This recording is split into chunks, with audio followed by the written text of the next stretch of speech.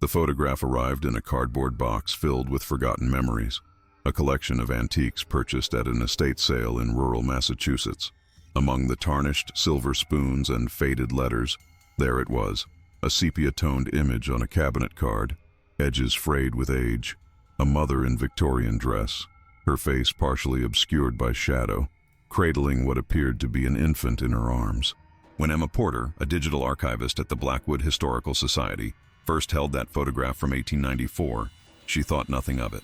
Just another family portrait from a bygone era. The handwritten inscription on the back simply read, "Margaret and child, April 1894. No last name, no location. Just another fragment of history waiting to be cataloged and forgotten once more."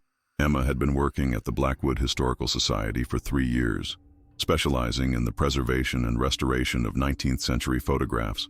It was meticulous work that required patience and an eye for detail, qualities Emma possessed in abundance. She had always been drawn to the stories hidden within these frozen moments, these glimpses into lives long since turned to dust. The estate sale collection had come from the Thornfield House, an aging Victorian mansion on the outskirts of town that had stood empty for decades before finally being sold to developers. The Historical Society had been granted access to salvage items of historical significance before the bulldozers moved in. The photograph was just one of dozens recovered from the attic, stored in an antique trunk that had somehow survived years of neglect. In her small office at the back of the Society's building, Emma carefully scanned the photograph, uploading it to her computer for digital preservation. It was part of her routine: scan, catalog, enhance if necessary, and file away with appropriate metadata. But as the image appeared on her screen, something about it made her pause. The woman, Margaret, sat rigid in a high-backed chair, her face partly in shadow. Her expression, what little could be seen of it, showed no joy, no maternal pride. Her hands clutched the bundled infant with fingers that seemed unnaturally long and tense. And the child's face was turned away from the camera, buried against its mother's chest.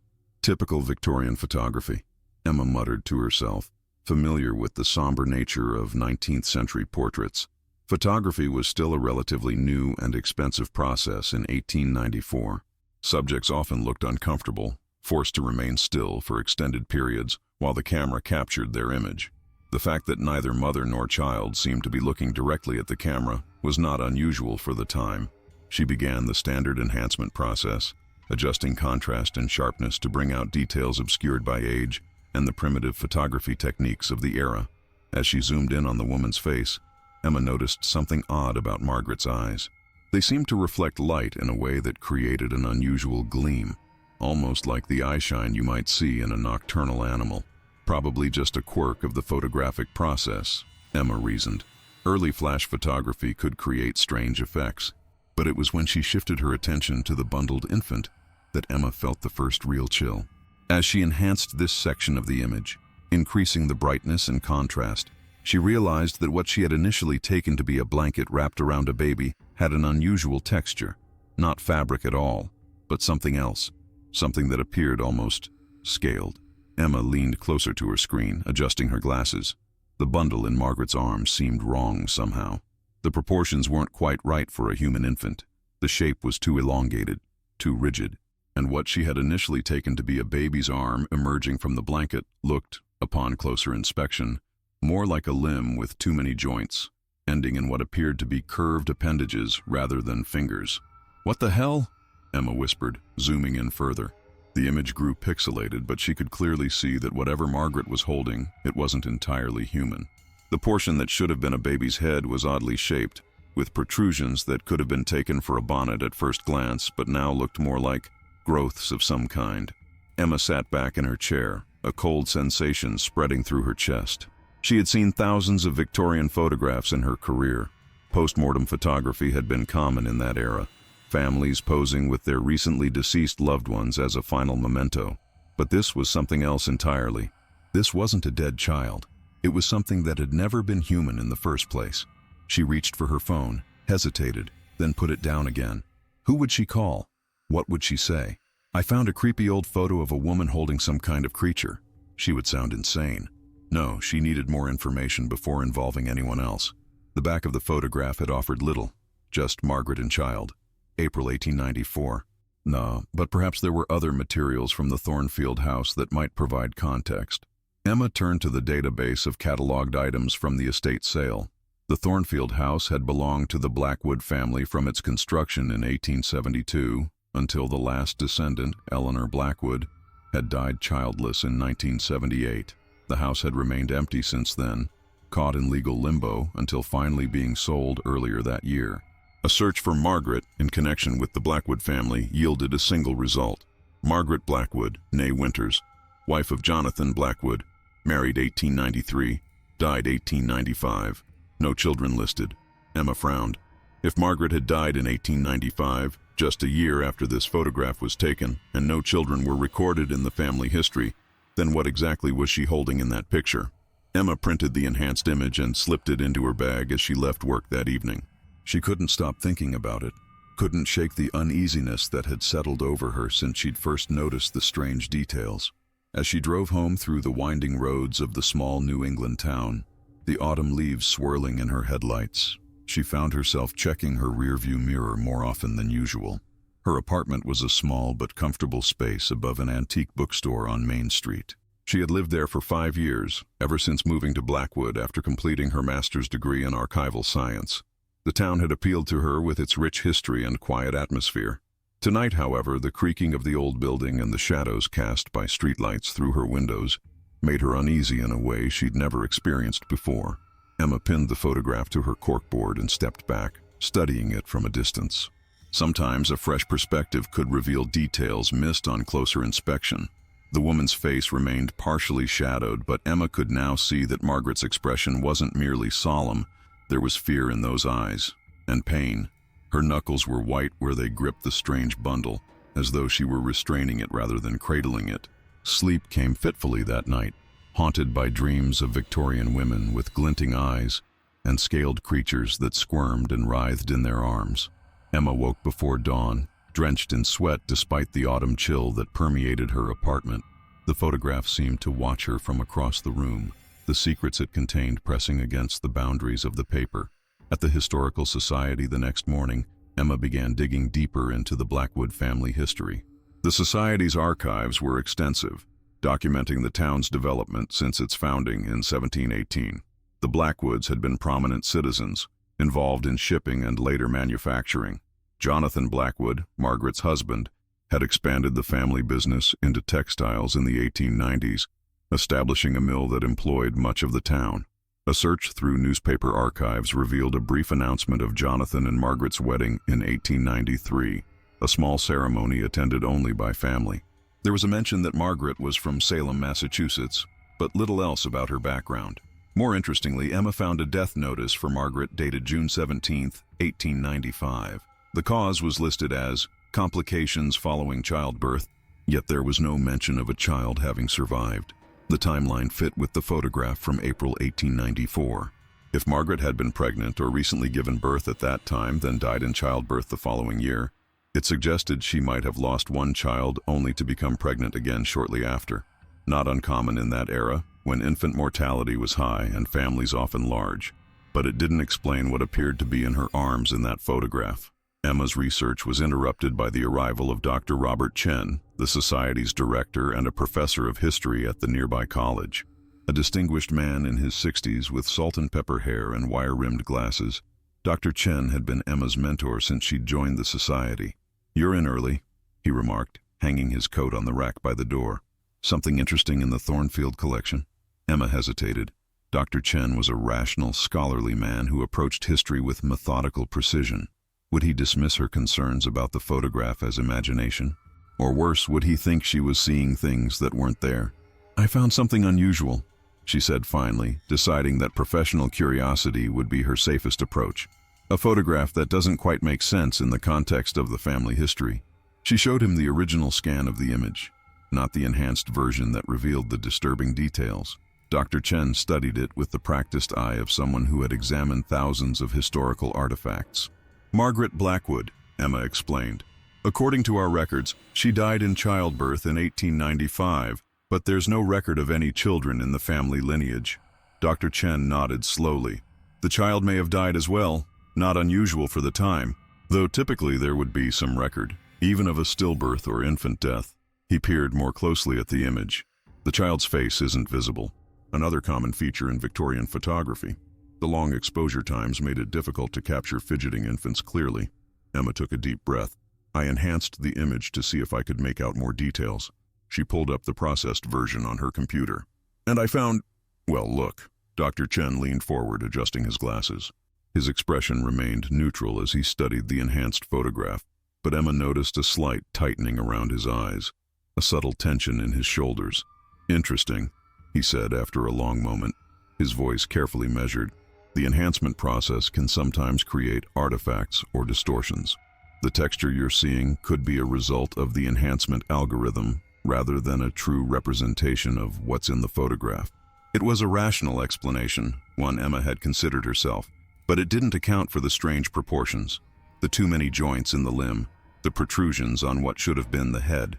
I checked the raw scan against the enhanced version, she countered. The basic structure is the same. The enhancement just makes the details clearer. Dr. Chen straightened, removing his glasses to polish them with a handkerchief, a habit Emma knew indicated he was thinking deeply about something. The Blackwoods were an interesting family, he said carefully, replacing his glasses.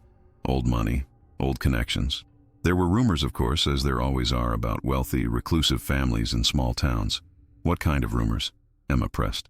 Dr. Chen sighed. Nothing substantial. Just whispers about strange practices, unusual interests in certain occult matters. Jonathan Blackwood was said to have traveled extensively in his youth, bringing back artifacts and ideas from places most New Englanders would never see. But that was typical of men of his class and era. The fascination with the exotic was quite common in Victorian society. He turned back to the computer screen, studying the image once more. What's curious is not just what appears to be in her arms, but Margaret's expression. There's a tension there, a fear, not the typical solemnity of Victorian portraits. Emma felt vindicated that Dr. Chen had noticed the same thing. The inscription on the back just says Margaret and child, not Margaret and son or Margaret and daughter or even a name. Dr. Chen was quiet for a moment, then said, You mentioned she was from Salem originally? Emma nodded. According to the wedding announcement, Salem has its own unique history, particularly regarding matters outside the mainstream of accepted practice or belief. He was choosing his words carefully, Emma noticed. The Winters family, Margaret's family, had a reputation in certain circles, not necessarily connected to the witch trials, which were already 2 centuries past by Margaret's time, but to older traditions. What are you suggesting? Emma asked, a new kind of unease settling over her. Dr. Chen shook his head. I'm not suggesting anything specific, just that there might be contexts we're missing. He straightened, assuming a more professional demeanor. I know someone at the Essex Institute in Salem who might be able to provide information about the Winters family. I'll reach out to her. As Dr. Chen moved away to his office, Emma turned back to the photograph. There was something he wasn't telling her, some piece of information he was holding back, but at least he hadn't dismissed her concerns outright. That alone told her that what she was seeing wasn't just a trick of light or digital enhancement. Throughout the day, Emma continued her research into the Blackwood family while cataloging other items from the Thornfield collection. Among the materials was a journal belonging to Jonathan Blackwood, covering the years 1891 to 1894. Most entries were brief notes about business matters, weather observations, or terse comments about local events. Jonathan had not been a man given to emotional expression or lengthy reflection, but as Emma carefully turned the brittle pages, she found entries from early 1894 that caught her attention. Jonathan's handwriting had become more hurried, less controlled. February 12, 1894. M's condition worsens.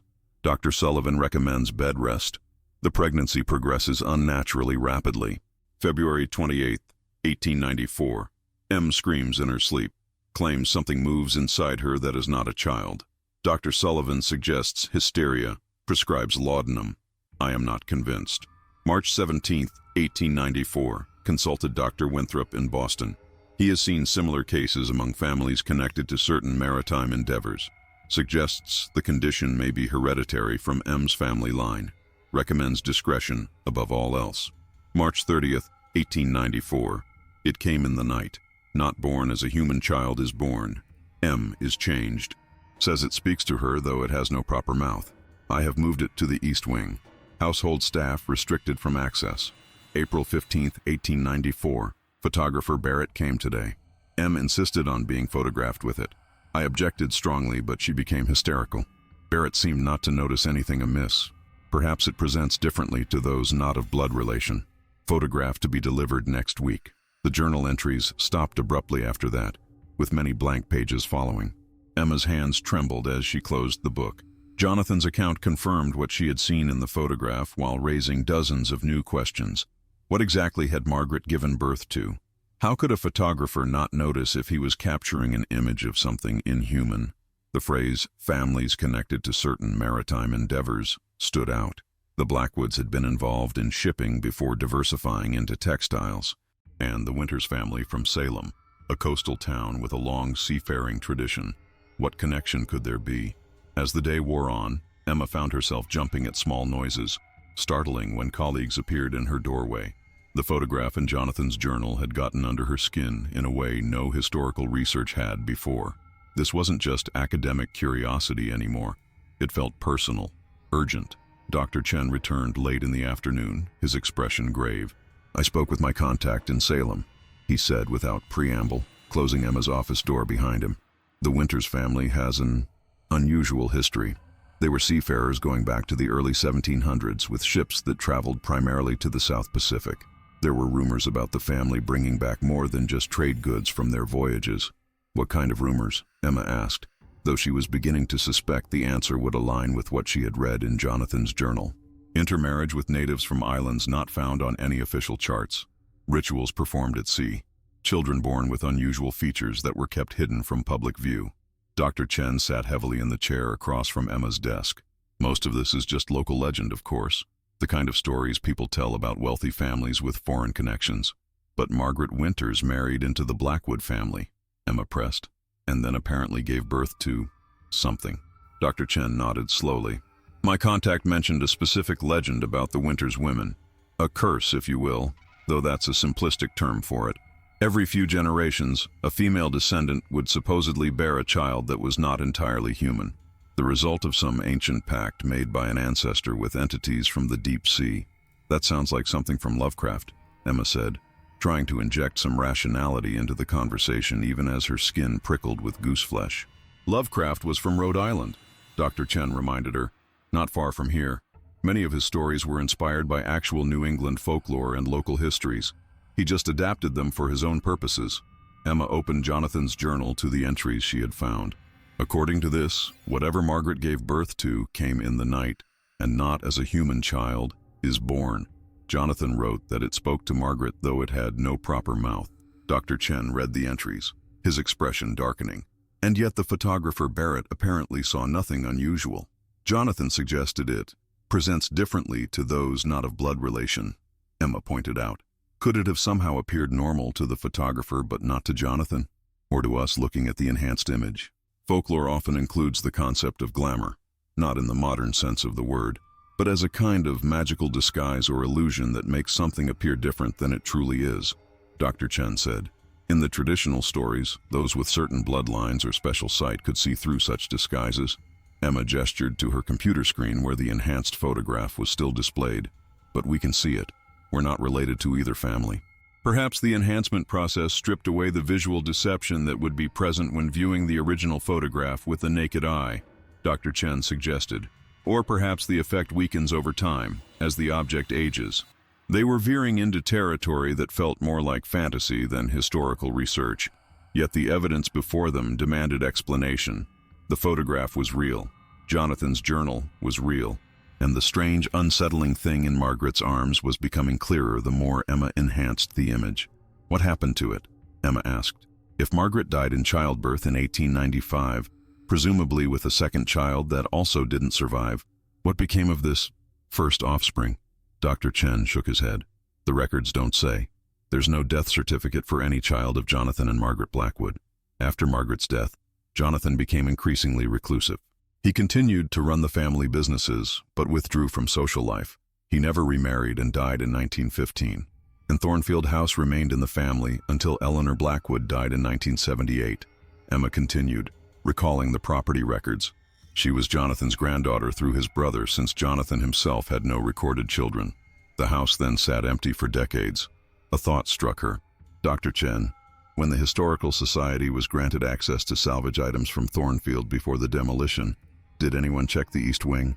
Dr. Chen's brow furrowed. The East Wing had been sealed off. Structural damage from years of neglect made it unsafe. The developers planned to tear it down completely, rather than attempt restoration. Jonathan's journal said he moved it to the East Wing. Emma reminded him. What if it remained there? What if it's still there? The idea seemed absurd, that something born in 1894 could somehow still exist in an abandoned wing of a derelict house. Yet as she looked again at the photograph, at the inhuman thing in Margaret's arms, Emma felt a certainty that defied rational explanation. Whatever this was, normal human limitations might not apply to it. The demolition is scheduled to begin next week, Dr. Chen said, his voice betraying concern despite his scholarly reserve. If there's anything of historical significance in the East Wing, we should attempt to recover it before it's lost forever. Emma knew what he was really saying. They needed to confirm whether the thing in the photograph had existed at all, and if so, what had become of it. This had gone beyond academic curiosity. There was something unsettling in the possibility that a creature like the one in Margaret's arms might have remained hidden in Thornfield House all these years, unknown and undisturbed until now. The following morning, Emma and Dr. Chen met at Thornfield House. The autumn day was gray and cold, a light drizzle falling from low clouds that seemed to press down on the massive Victorian structure. The house stood 3 stories tall, with a central portion flanked by 2 wings. The west wing appeared relatively intact, its windows boarded up, but the external structure sound.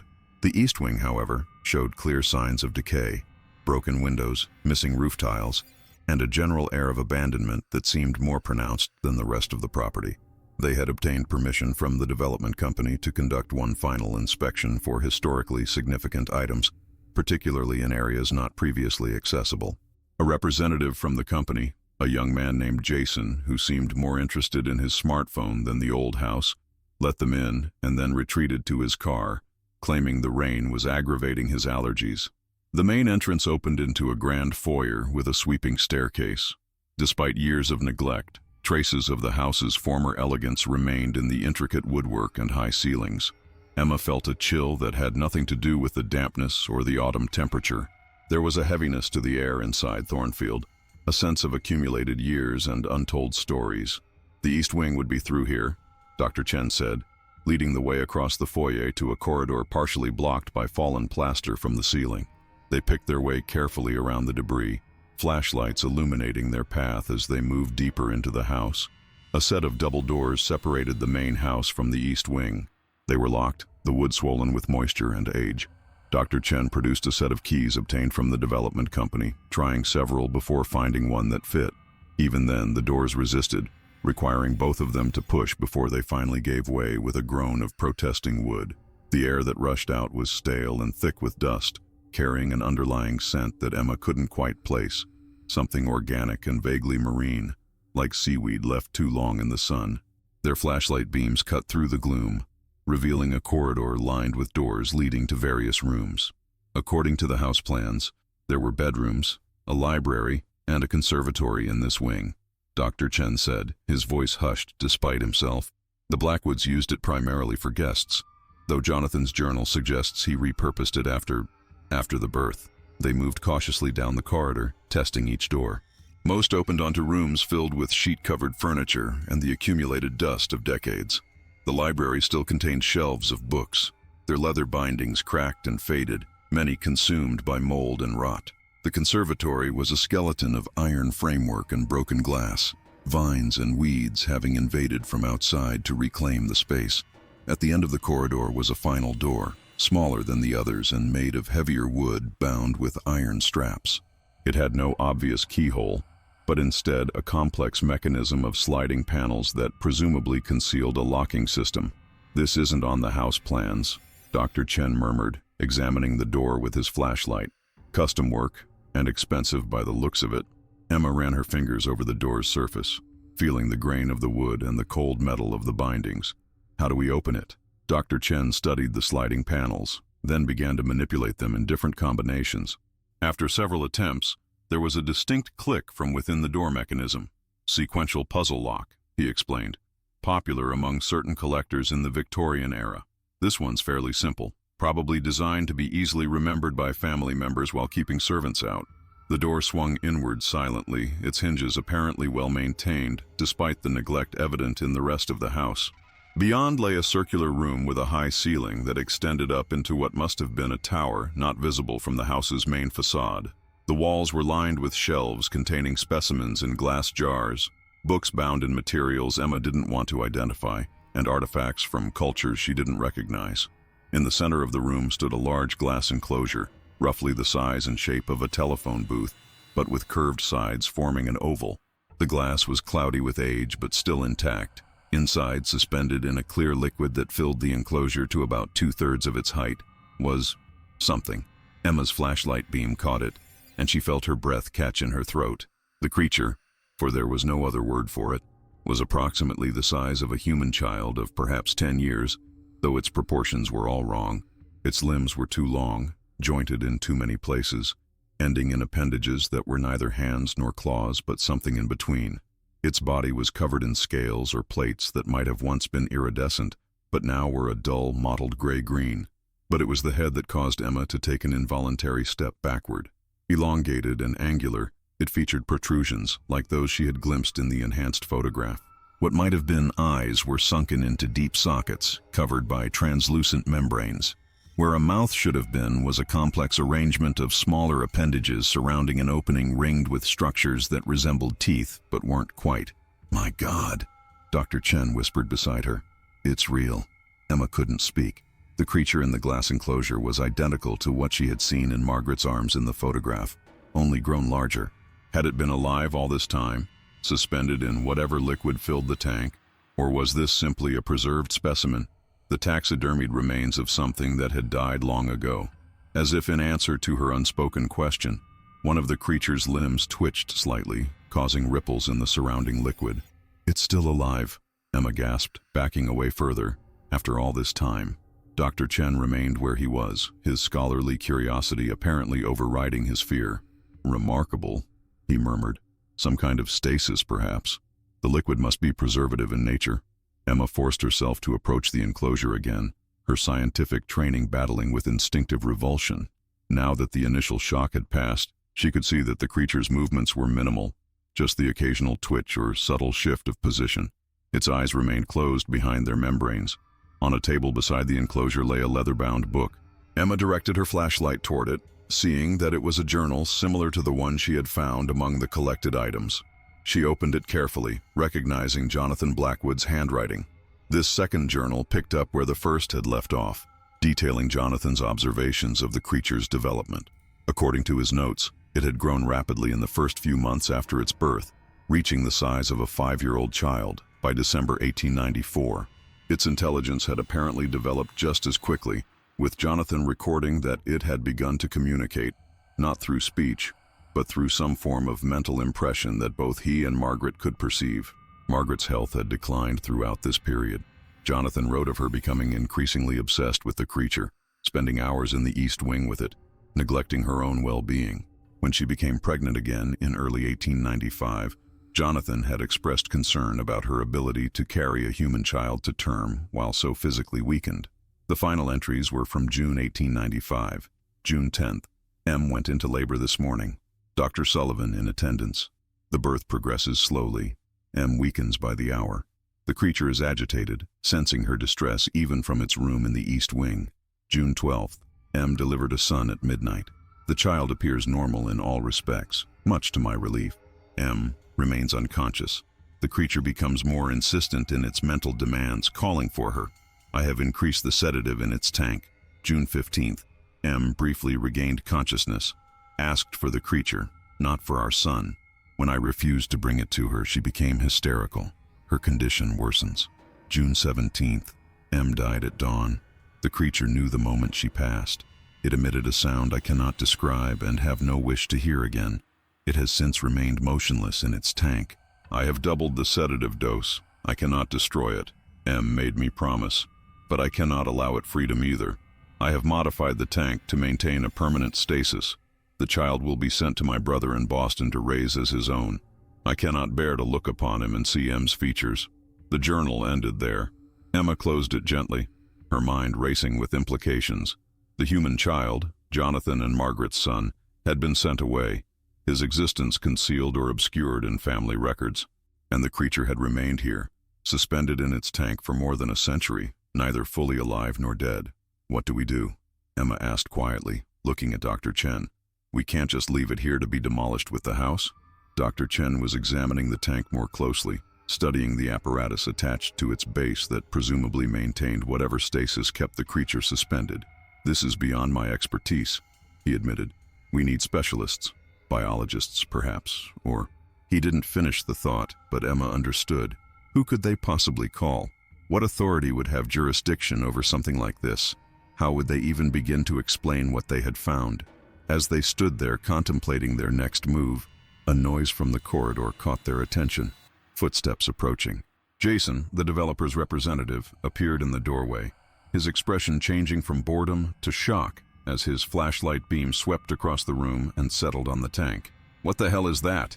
he demanded, his voice rising. "That wasn't in the inventory. Is that a person?" "It's a scientific specimen," Dr. Chen said smoothly, stepping between Jason and the tank. "A curiosity from the Victorian era. Nothing to be concerned about."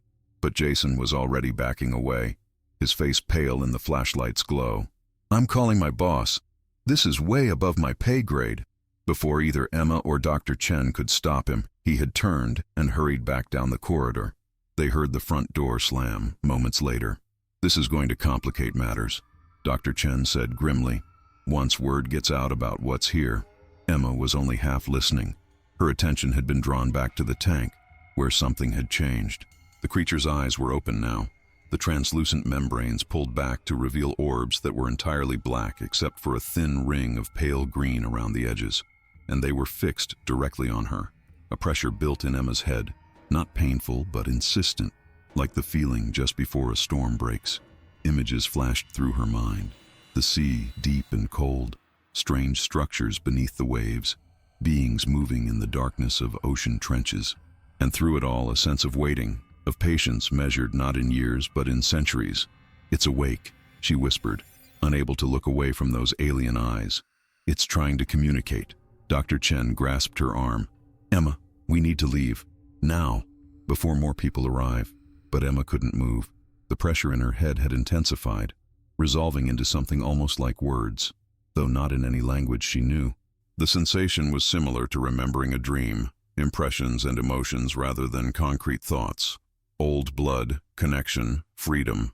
With a sudden clarity that felt like ice water in her veins, Emma understood. This thing recognized something in her, some genetic echo that connected them across time.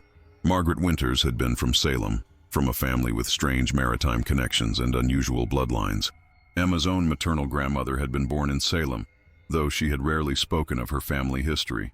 "It thinks I'm related to Margaret," Emma said, her voice sounding distant to her own ears. "It wants me to release it." Dr. Chen's grip on her arm tightened. "Whatever it's telling you, don't listen. We need to contact proper authorities, people equipped to handle this kind of situation."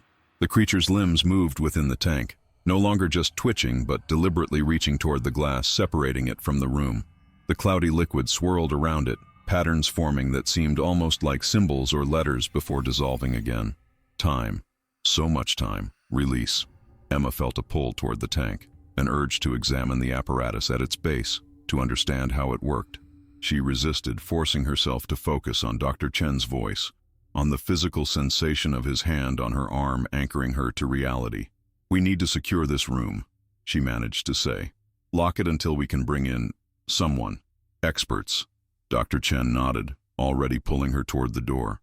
"The puzzle lock should keep most people out, at least temporarily. We'll contact university colleagues, form a research team with proper containment protocols." As they backed toward the doorway, the creature's movements became more agitated. The liquid in the tank churned, and the pressure in Emma's head intensified, to the point where her vision began to blur at the edges. "Wait." The command hit her with such force that she stumbled, would have fallen if not for Dr. Chen's support. The creature pressed itself against the glass, its strange appendages splayed as if trying to push through the barrier. The tank vibrated with the force of its movements, the ancient glass creaking ominously. "It's going to break the tank," Emma gasped, terror finally overcoming curiosity. "We need to get out of here." They retreated through the doorway, pulling the heavy door closed behind them. Dr. Chen quickly manipulated the sliding panels to reset the puzzle lock. As the mechanism clicked into place, a sound came from within the room, a high, keening noise that seemed to vibrate through the wood of the door and into the bones of Emma's skull. "Let's go," Dr. Chen urged, guiding Emma back down the corridor toward the main part of the house. "We'll call the university from the car, get a team assembled." But as they reached the double doors separating the east wing from the main house, Emma hesitated. The pressure in her head had subsided, but something else had replaced it, a sense of connection, of recognition, not with the creature itself, but with Margaret. For a moment, Emma could almost feel what that Victorian woman had experienced, the horror of bearing something inhuman, the conflicted emotions of maternal instinct battling with revulsion, the guilt and fear and strange, unwanted love. She couldn't let them destroy it, Emma said softly. Even knowing what it was, she protected it, made Jonathan promise not to harm it. Dr. Chen paused, his hand on the door. "The bonds between mother and child can transcend rational thought," he said, "even when the child is something beyond our understanding." They made their way out of Thornfield House into the gray autumn day. The rain had stopped, but the sky remained overcast, the air heavy with moisture. Emma took deep breaths, trying to clear her head of the lingering presence of the creature's mental touch. As they approached their cars, Emma saw that Jason hadn't left after all. He was standing by his vehicle, talking animatedly on his phone. When he saw them, he ended his call and approached, his earlier fear apparently replaced by excitement. "My boss is thrilled," he said, his words tumbling over each other. "Says a discovery like this could be worth millions. We're thinking museum exhibit, maybe a book deal, documentary film rights. People will pay big money to see something like that." Emma felt sick at the thought. "It's not a carnival attraction," she said sharply. "It's a living organism that requires proper scientific study and ethical consideration." Jason waved dismissively. Yeah, the science guys can have their crack at it first. But eventually, this is going public. My boss is already talking to some TV producers he knows." Dr. Chen stepped forward, his scholarly demeanor giving way to stern authority. "That creature has remained hidden for over a century for good reason. Exploiting it for profit or sensation would be both academically irresponsible and potentially dangerous." Jason smirked. "Dangerous? That thing's been floating in a fish tank since before my great-grandparents were born. How dangerous could it be?" As if in answer to his question, a sound came from within the house. Glass shattering, followed by a thud that seemed to reverberate through the ground beneath their feet. All three of them turned toward Thornfield House, where a window in the east wing had broken outward, shards glittering as they fell to the overgrown garden below. "What the hell?" Jason breathed, taking an involuntary step backward. Emma felt the pressure return to her head, stronger now, accompanied by a sense of movement, something approaching rapidly. The creature had broken free of its tank. Somehow it had managed to overcome a century of sedation and containment in the brief time since they had left the room. "Get in your car," she told Jason urgently. "Lock the doors. Drive away from here. Call the police. Tell them to evacuate the area around the house." To his credit, Jason didn't argue. The genuine fear in Emma's voice must have convinced him that the situation was serious. He scrambled into his car and peeled out of the driveway, gravel spraying from beneath his tires. "We should leave too," Dr. Chen said, reaching for his car keys. "Alert the authorities from a safe distance." But Emma found she couldn't move. The mental pressure had changed, becoming almost curious. Searching, she could sense the creature moving through the house, exploring its surroundings after a century of confinement. It wasn't coming directly toward them, at least not yet. It was learning, adapting to its freedom. "It's been conscious all this time," she realized aloud, trapped but aware, waiting. Dr. Chen took her arm again. "Emma, we need to go. Whatever connection you're feeling with this thing, it's not safe to remain here." She allowed him to guide her to his car, her mind still partly linked with the creature's alien consciousness. As they drove away from Thornfield House, Emma looked back at the imposing Victorian structure, its east wing now harboring something that should never have existed in the human world. In the days that followed, a sequence of events unfolded that would later be pieced together from police reports, Witness statements and news coverage. Thornfield House burned to the ground that night, the fire starting in the east wing and spreading with unnatural speed. By the time firefighters arrived, the structure was fully engulfed, and nothing could be saved. 3 construction workers who had arrived early the next morning to begin demolition preparations disappeared. Their vehicles were found abandoned at the site, with no signs of struggle. A police officer who investigated their disappearance reported hearing strange sounds from the ruins, like singing underwater. He described it, before he too vanished without trace. Authorities cordoned off the area, attributing the incidents to structural instability in the fire-damaged ruins. But Emma, watching the news reports from her apartment, knew better. The creature was free and moving through the world for the first time, and somehow, impossibly, it was growing stronger. Dr. Chen arrived at her door late on the 3rd evening after their visit to Thornfield House. His usually neat appearance was disheveled, his eyes red-rimmed from lack of sleep. "It's heading toward the coast," he said without preamble when Emma let him in. "There have been sightings. Nothing clear, nothing that could be definitively linked. But I've been tracking reports of strange occurrences moving in a direct line from Thornfield to the sea." Emma had expected this. In the mental impressions she had received from the creature, the ocean had featured prominently, a destination, a homecoming. "It's returning to whatever its kind came from originally," she said. "The deep sea connections of the Winters family." Dr. Chen nodded grimly. "The question is whether we should try to stop it." Emma considered this. The creature had killed. She was certain of that, though there was no direct evidence linking it to the disappearances. But was it acting out of malice, or simply from the instinct to survive and return to its proper environment? Was it even capable of understanding human concepts of morality?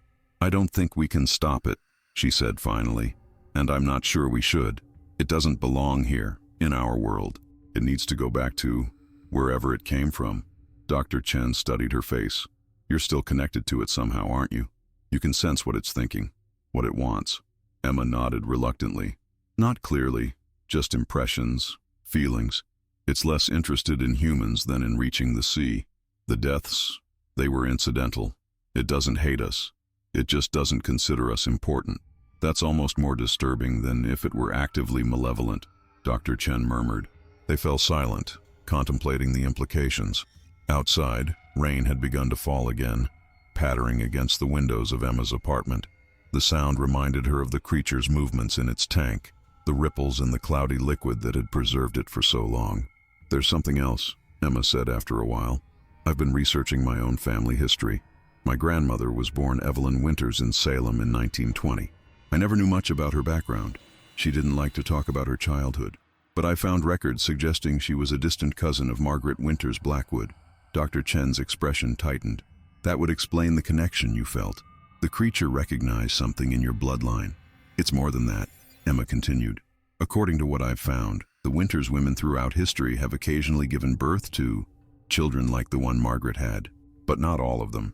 It follows a pattern, every 3rd generation, usually through the female line. And your grandmother would have been the generation after Margaret," Dr. Chen observed. Emma nodded. "Which means I'm the 3rd generation from her. If the pattern holds." She didn't need to finish the thought.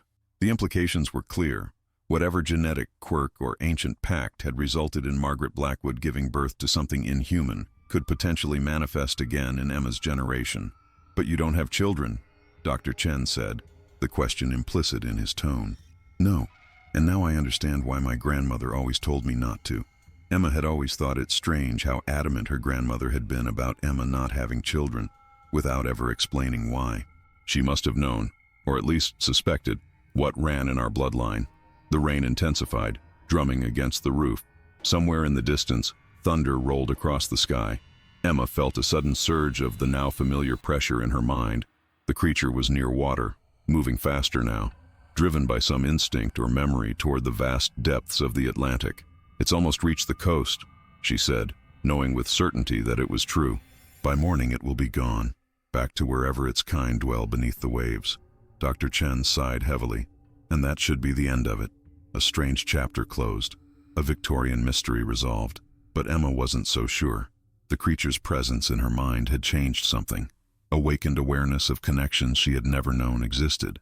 She thought of the photograph that had started it all, Margaret holding her inhuman offspring, her expression a complex mixture of fear and protective instinct.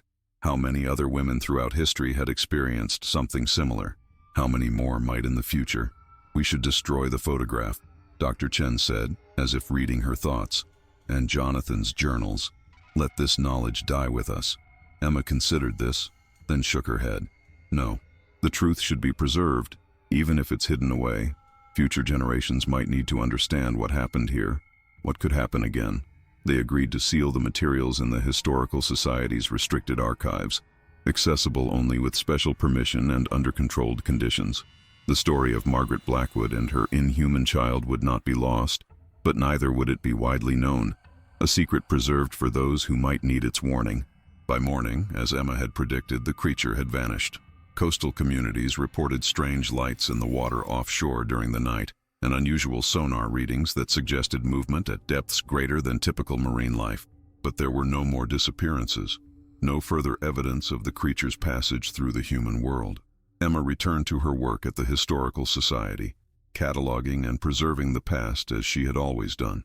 But she viewed history differently now, aware of the hidden currents that flowed beneath the surface of recorded events. How many other photographs in archives around the world contained secrets visible only to those who knew what to look for? How many family histories concealed truths too strange or terrible to acknowledge openly? Occasionally, usually during storms when the rain lashed against her windows, Emma would feel a faint echo of the pressure in her mind, a distant awareness of something moving in the deep places of the world. Whether it was the creature itself or merely her memory of it, she couldn't be sure, but she knew that some connections, once formed, could never be entirely broken. And sometimes, in dreams, she would see Margaret Blackwood holding her inhuman child, her face emerging from the shadows of the Victorian photograph. In those dreams, Margaret would look directly at Emma with eyes that reflected light like those of a nocturnal animal, and she would speak a single word. Soon, Emma would wake from these dreams with her heart racing, her hand instinctively moving to her abdomen where no child grew, nor ever would, if she kept the promise she had made to herself. The bloodline that connected her to Margaret Blackwood, to the Winters family and their ancient pact with things from the deep sea, would end with her. But in the darkness before dawn, listening to the rain and feeling the distant presence at the edges of her consciousness, Emma sometimes wondered if such things could ever truly end. The creatures of the deep were patient. They had existed for eons before humans walked the earth, and would likely continue long after humanity was gone. What was a single human lifetime, or even a century of waiting in a glass tank, to beings that measured time in geological ages? The photograph that had started it all now rested in a sealed box in the Historical Society's restricted archives. But Emma had kept a copy, a small print that she kept in her desk drawer. Sometimes she would take it out and study it, looking into Margaret's shadowed face and at the strange bundle in her arms. "Not this generation," she would whisper to the image. "Not through me."